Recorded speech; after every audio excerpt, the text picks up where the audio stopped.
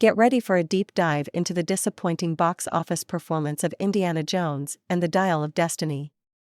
In this video, we'll uncover the reasons why this highly anticipated film failed to resonate with audiences and live up to the expectations set by its predecessors. From the absence of Steven Spielberg to the lingering impact of The Kingdom of the Crystal Skull, we'll explore multiple factors that contributed to this film's disappointing numbers. Join me as we dissect the failures and missed opportunities of this final adventure for Harrison Ford's iconic character. We kick off our investigation by examining the absence of the legendary Steven Spielberg from the director's chair for Indiana Jones and the Dial of Destiny. Spielberg's name is synonymous with the franchise, having directed all the previous films, including the unforgettable Raiders of the Lost Arkansas. While the average moviegoer might not be aware of this behind-the-scenes change, the influence of Spielberg's reputation cannot be understated. His absence from the marketing materials may have played a role in diminishing the overall allure of the film.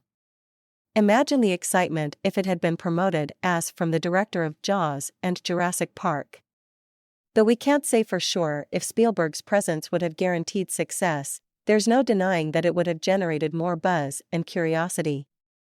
Next, we delve into the ill-advised decision to premiere Indiana Jones and the Dial of Destiny at the prestigious Cannes Film Festival. While the intention was to generate positive buzz, it backfired. Critics at the festival had mixed to negative reviews, resulting in a lackluster debut on Rotten Tomatoes.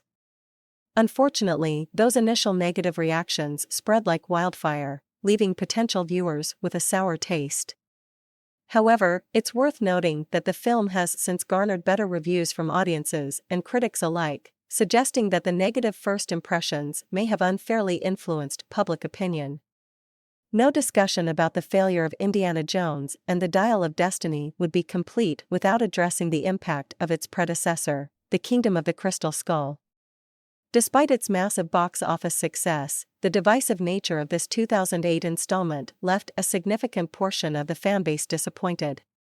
Over the years, online discussions and persistent negativity surrounding Crystal Skull created a sense of apprehension among audiences. This lingering negativity, paired with concerns about a potential repeat flop, may have discouraged some fans from embracing the latest Indiana Jones adventure. Our investigation wouldn't be complete without considering the demographic factors at play.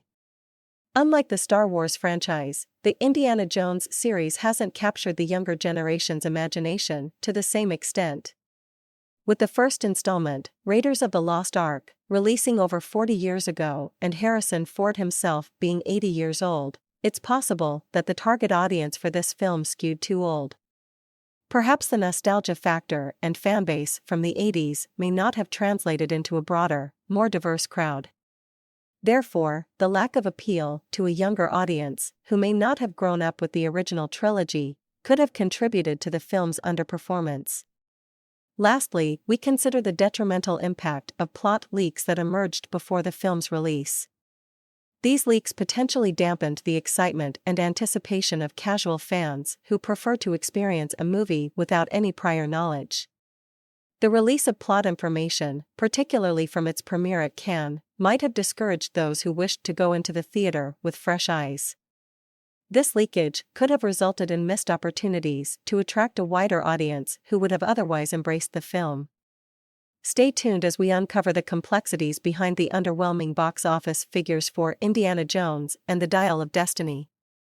From the absence of Spielberg to the negative Cannes reviews and the shadow of Crystal Skull, understanding the multitude of factors at play will shed light on the disappointments surrounding this final installment of the Indiana Jones saga.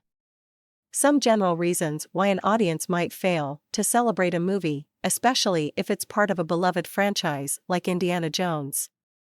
High expectations. When a film is part of a successful franchise with a dedicated fan base, there can be extremely high expectations. If the movie doesn't live up to those expectations, it can lead to disappointment among fans. Quality issues. If the film is perceived as having poor writing, directing, or acting, it can fail to resonate with audiences. Quality issues can include a weak plot, lackluster character development, or subpar special effects.